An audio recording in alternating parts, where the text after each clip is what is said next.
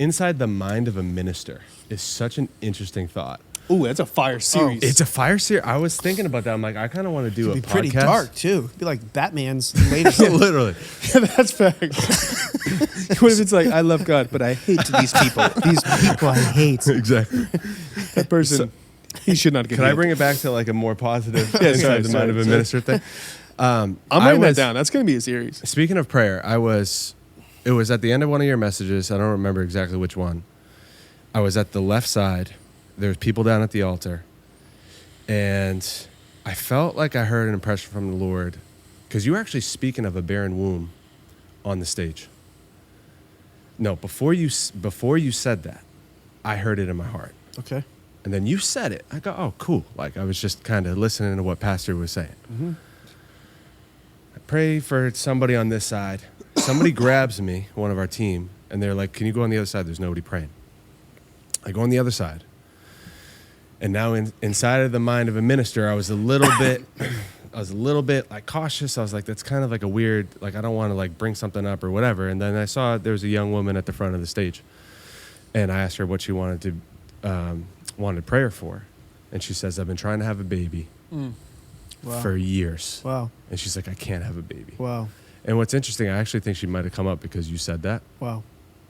But and maybe we can talk about inside the mind of a minister, because when I heard that in my heart, there's always this tension, whether it's a word of knowledge or a prophetic word or whatever it is. Bad taco.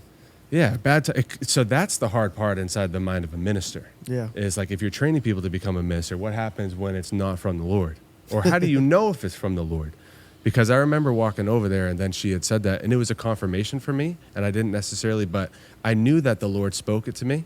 But it's funny, the moment that I heard it, I actually like shut it down a little bit. I was like, yeah, well, maybe it was just like Pastor Deryck and he's talking about his thing on stage. But the Lord wanted to use me in that moment.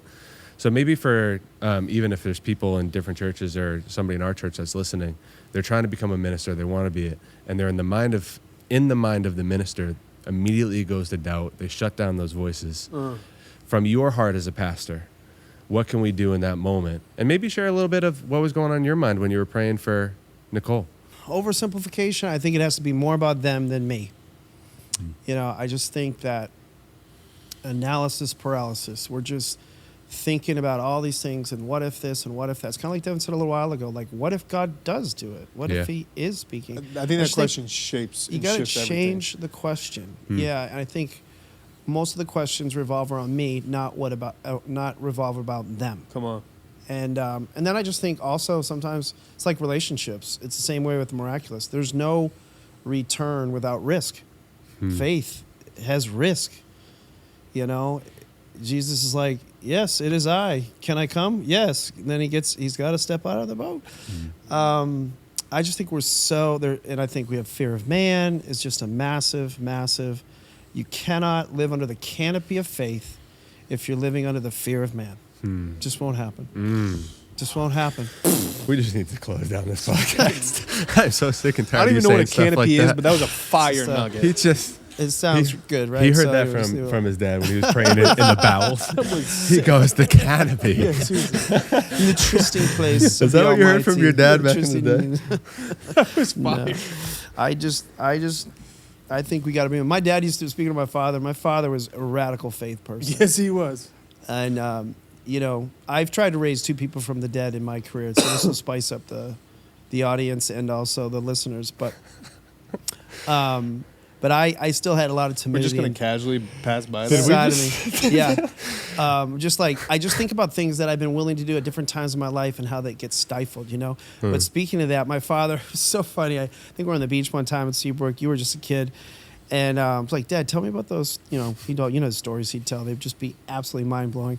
You know, but he went to a hospital. The person was declared dead, given their last rites. And he went in there and pulled this person up, you know, grabbed them by their clothes and pulled them up. In the name of Jesus, rise. Just a decrepit body. Just like, the guy's gone. The guy's gone. He's just like, almost like, you know, yeah, it's like almost. Yeah, what is the end of the story? I probably should have made a joke. I don't then remember the guy, he goes like 5 different times yelling at this guy to come back to life. He doesn't come back to life. And then he just like walks out, and he was with one of his elders, and his elders say, how do you Are you allowed to? how do you do that, Ernie? How do you do that, Ernie? You shouldn't. And he said, like, it didn't happen. And my father said, it only take one of those to happen and the world would change. That's how he'd answer it. It's like, That's a what just if give thing. me Out of the one, bowels, one huh? out of 5, and Can you then nobody imagine? would say anything. It's Oh like, my God. I'm you know 0 for 4, A but he's preacher would never say, I'm 0 for 74, but I have one resurrection. That would transform. That's transform how my dad the would ministry. think. But all that to If say, you have that in your bag as a minister, you can literally say, Jesus, but through me, resurrected somebody. that's how he was. Game over. He Your was church like, is I'm 0 for 4. 9,000 Like, man, people. if 5 happens, nobody's going Oh to say my anything gosh. about the That'd other be 4. fire. That was Ernie Frye. I will say, in the mind of a minister, I think what helped me is to not operate in fear, but live in faith. Is God is responsible for the outcome. I am responsible for obedience. yes. And to hear what the Lord is saying. Like, I love what you said earlier. Is just, I'm listening to the Lord. I'm getting confirmation. And a lot of times, I'll ask questions in the very beginning when somebody comes up for prayer. Sometimes I don't have the luxury. Sometimes the Lord just gives me a compelling feeling or dream or an image. Sometimes what happens is, I've always taught there's seers, feelers, and hearers. So a seer, you see this in Scripture too, this framework. So a seer is somebody that has dreams, visions, images. Sometimes I'll be in service and I'll be preaching the whole time. And it's almost like the room is dark and there's one person that the Lord illuminated the whole time. And then sometimes I've had prophetic words at times.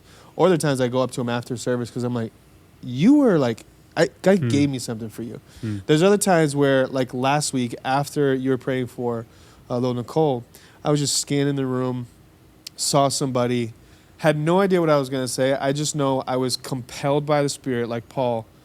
I was compelled by the Spirit to go lay hands and minister to this woman.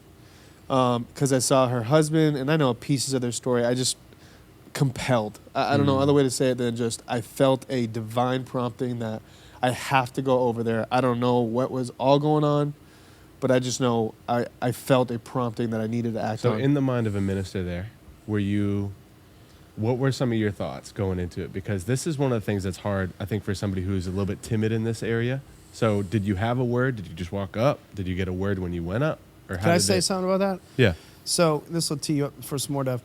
One of the things that I've been training the pastors to think like, and it was prompted by one of our pastors was kind of like giving tips to another leader, and he was using the terminology, so when the communicator is done, then we're going to go do X.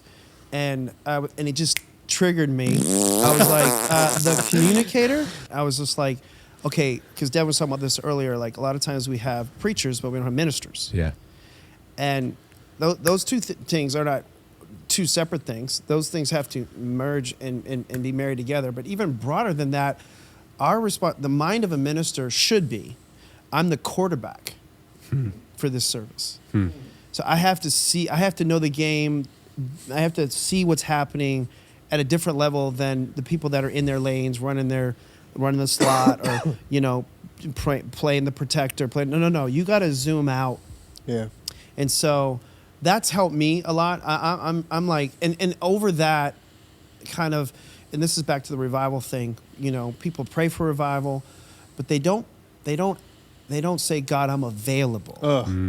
I think what a quarterback is saying, a mind of a minister should be, is, I'm available, God, if you want to do something, if you want to say something, if you want to go in a different direction, if you want me to hit pause here. It's like you're preaching, but you have somebody talking in your ear at the whole time. And you you're have you're listening. the dudes in the box, like in the NFL. Somebody is speaking to you. And Very that's how I feel in those situations. So there's a lot of times, like, people think I know what to do.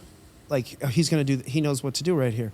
I don't know what to do in the sense they're thinking. I know what to do only in that I've been here before. But do I actually know what I'm going to do? No, I don't. Yeah. I just get into that. I get into that pocket that nobody's willing to get. I stay in it. That's right. I don't leave that pocket as a quarterback. I stay right in the pocket. Do you think it's a muscle that can be grown? Like Totally. It's weak in the beginning. You just kind of exercise it until Yes. eventually you're confident and comfortable with it. 100%. Yeah. And then it's amazing. God will do these crazy things for you. This last weekend, I believe it was, I'm up here, and there was a moment where I was like, I don't know what's next. I don't know. I'm just staying up here. And then Bella comes up to me, who's a pastor in training, and she's like, I feel strongly that there are women here who feel that they're like the spiritual leaders of their home and they're so discouraged. They kind of don't know what to do. I forget exactly. It was something like that. And I was like, so do you want to take it? She's like, oh, no, I don't want to take it right now. You know, she's like, I'm out of here. I'm just giving it to you, We're working Pastor. on that with Bella. And but it was great in that as like almost like a quarterback in training, she was the weight of the ministry and the ministerial responsibilities was displaced not just on one person, but she was carrying a little bit of that. And then she passed that ball, and then I witnessed to it. I was like, yeah, that's it. That's what I was waiting for. And then bam, I spoke it out. Like 35 women hit the altars in seconds. And it was a whole nother phase of ministry, all spirit led. Awesome. That led to 2 back office conversations with people and more intense ministry, all from one little obedience. But you have to stay in the pocket sometimes, think like a quarterback, and make yourself available. That's right. Well, I remember one, I had prayed for. That's priceless pastoral training right there, by the way. Very good. Facts. You know what I mean? Like, I just the leader circle. They need to hear this. I know. Anyway. I mean, honestly, you know how you do phenomenal when it comes to ministering to people. And you stay tuned in. And you've always been. You did it last spirit-filled, night. spirit-led. You stayed tuned in. Like last night, Dev, you passed the ball, you know, and he was ready right there. He was ready. And in thank season, God, out of because season. I did not want to answer the question. Mike was God- just like, yeah, I'll take That it. happens. Inside the mind of the minister, going to that moment. So they had teed it up, and I was listening, and I was waiting for the Lord to speak something specific.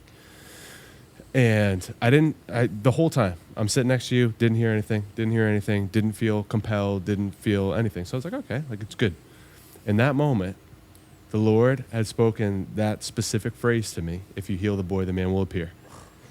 But I was like, all right, like we'll see if Dev answers. But in that moment, I started to see you So you're search a telling me little the bit. Lord shut my mouth Yes. so yours would open up.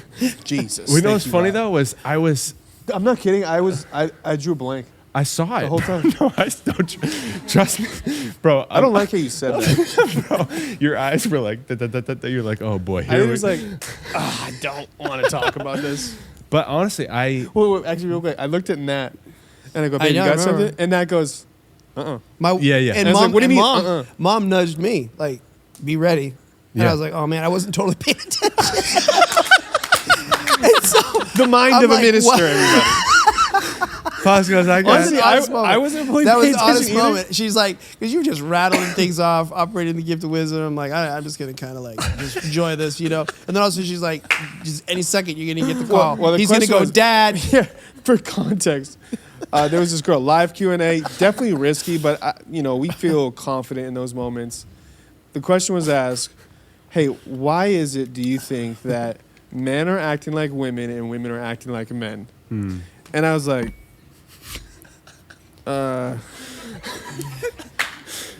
why are men acting like women? But the worst part is though, like when there's 3 seconds and then nothing happens. And then other people at the same time are going, good question, good question. The whole this audience. is really good. The whole audience was fired up. You were Amping it up. Yeah, everyone's like, wow, I can't wait to hear the wisdom from my pastor. And I'm like, Simultaneously, mom's like, "Wake up, honey! He's gonna TV call you was out. asleep. Devon's suffering. Dev had Devon's nothing. suffering." Dev was. I was like, I got nothing. And Mike's like, do you want me to take this? I go, yes. Yeah. Take the question now. Well, it was funny because they looked at you for the answer, and then you looked at Nat, and then Nat looked back at you. So, but in the mind of a minister in that moment, what was interesting was right when the question was asked, the Lord had spoken to me.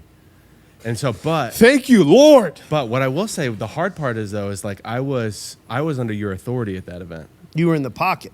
I was in the pocket. Yes. So that was hard though. That was really hard to be in the mind of a minister under the authority of the moment. Yep. Why do I have the authority to come in? And that was kind of my current. So that's why I delayed a little bit, even waiting for you to maybe give me a little nudge or whatever, because I didn't want to overdo I didn't want to come over authority in that moment in the mind of a minister, even though the Lord, and honestly, there's been a lot of moments that powerful. I've had where I felt like I heard something from the Lord in prayer down here.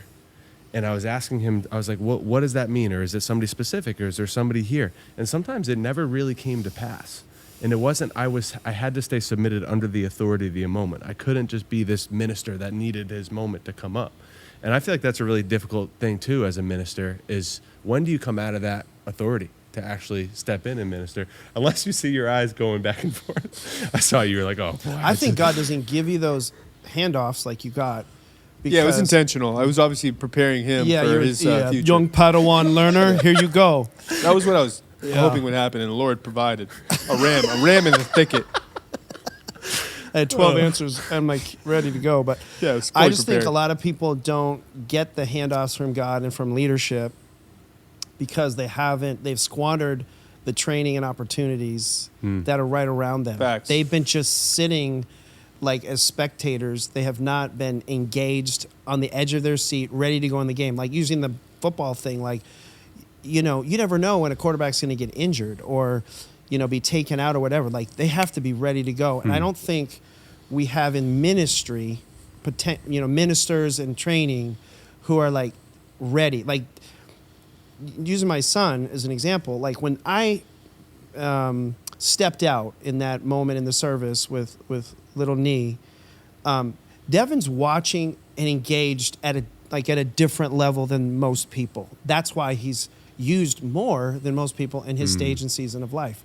So that's what we're also trying to do, is like training ministers to like, and Devon will tell you, like, I'll be sending like messages to the team. Guys, don't let me carry this all by myself. Yeah. I know I have to carry weight that nobody has to carry, but don't let me carry that. There's a weight with ministry and the anointing that's not supposed to be on one person.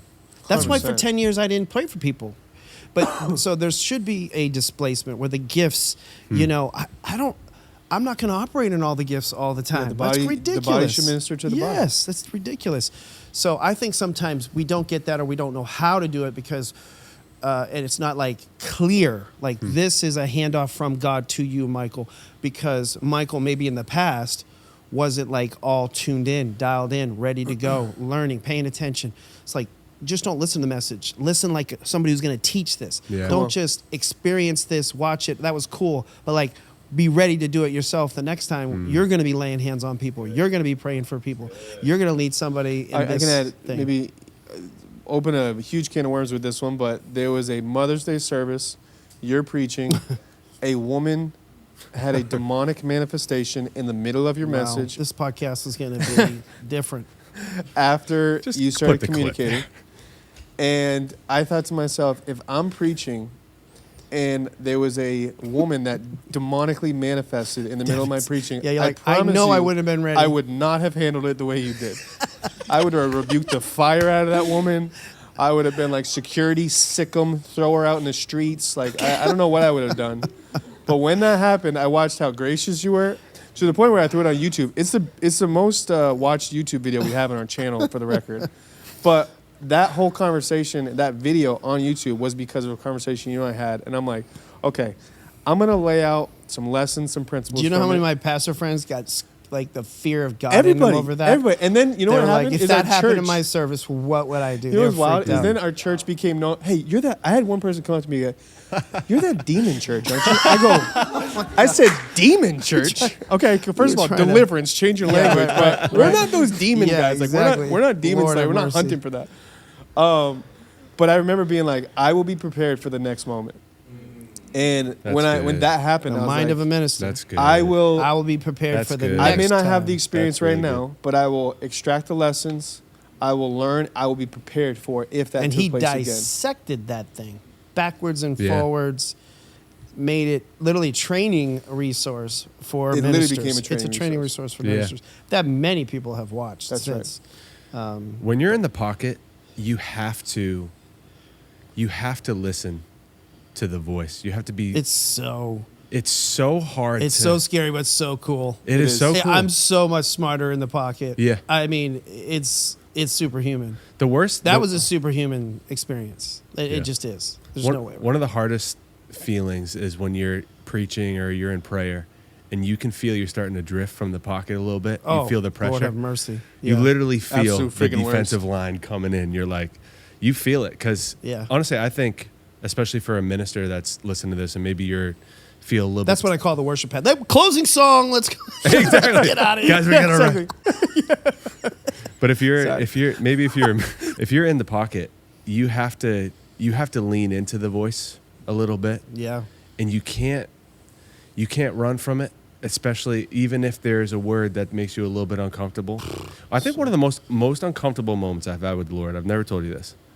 I was sitting at my desk at my mom and dad's house, and I was just praying. I was literally just in prayer. It was probably 8:00 at night. And the Lord spoke to me about multiplication.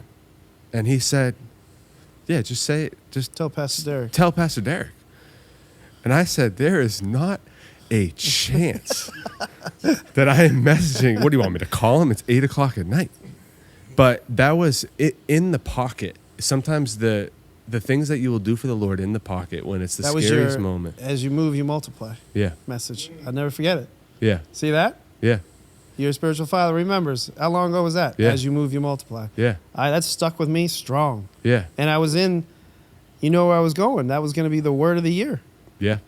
I didn't even know that was the word of the I year. didn't know that. From God to me. Wow. And the Lord in the pocket said the word multiplication and said, message my son, Deryck. Yeah. You know what's interesting, though? When he talks about the lead pastor of my church, he didn't say, go to your lead pastor. Yeah, he said, go to my son. He said, go to my son Wow. and tell him multiplication. And as, you know what was interesting? The mind of a minister? I didn't get the word as you move, you multiply until I was Start praying speaking. in the Vox thing. So the Vox doesn't do It was- the, you can't do it over. It was only until I started speaking into the Vox that it was when Came you out. move, you multiply. Wow. So it's, When you were moving, you got the statement. that's the crazy When part. you move. Exactly. The mind of, That's it. honestly, that's the That's the it. scary part about in the mind of the minister. Sometimes Being obedient. you have to move in it before you're actually Go. going to see That's it right. go. Into the land I will show The you. word is a lamp unto our feet, a light unto our path. He gives us the next step. He doesn't give all 5 steps. Yeah. You take a step, The you lamp reveal only the next goes so far. We are so far down a rabbit Yeah. hole. We so are. the Lord This is is a telling me different that- podcast. one. You have a fat wad of cash that Oh I my feel like you're supposed gosh. to give. I loved, by the way, the swings, Venmo thing to last night. Swings. That guy, Me. we can transition out of this. We're going to close this in By a the second. way, did you pay that guy last night or not? I did pay Okay, that guy. all right. That's debatable. Like I come out with He a C told note. me- I come out with a C note. I Now, think that he's being gonna said- bust the other Now, 125. that being said, first of all, we talked about this last night. You love to just throw cash at people. That's like I see Pops that's running. your thing. it's my gift of generosity. I'm like, I get to give tonight. You were I get to walking down the give. aisle with just I get to $100 give. bill, chasing this guy. And Couldn't this wait. guy has no idea what's I coming. couldn't wait. And- I will say, I he literally- didn't actually ask the chick out on a date. So can you give some context to the story? And can we please close this segment Yes, of the we gotta podcast? close. Please. Okay, intro. I basically go up. I felt a word from God. If you sponsor me, I'll give you $100. Exactly. That I go $125 Venmo or cash right now for the person that shoots their shot in the middle of this experience. You have to ask a date out in front of everybody with the risk of either getting approved or rejected in front of the world. So, and we had it filmed. It's awesome. Probably gonna have a nice viral clip from it. It was awesome. And then was. and nobody That kid responded. was And killer. then Pops was like, "I'll throw another $100 cash." And then this one guy got full of courage because he's like, "I could All use right. $225." he killed it, Yeah, though. he Honestly, And he did Kid great. I was killed it. very And he was impressed. godly. Kid Thank killed God. it. Killed it. The mind God. of a minister. I want to do Could've another been bad. podcast on how to shoot your shot because I have a whole other teaching. Because I That was would be really disappointed good. in some of our boys last night, but that kid crushed it. Facts. But anyway, That'd be a good one. But we're going to close. Thank you guys for listening to this podcast. I think, just speaking to our team, I think we could probably cut this one in two. But I thought that was great. It was. Inside the mind of a minister. yes, quarterback, pocket. We had some cool moments. Yeah. So we love you guys. If you do us a favor, you can like, subscribe, and give us a review too. That helps some of the ratings with us. Obviously, we have multiple sponsors already, which is fantastic. Prime, sponsor us. Rolex, sponsor us. Fresca. God bless you and you guys' business. Just for my wife. you Like can father, sponsor. like son. Wish the We best. love you guys. We'll see you guys next time.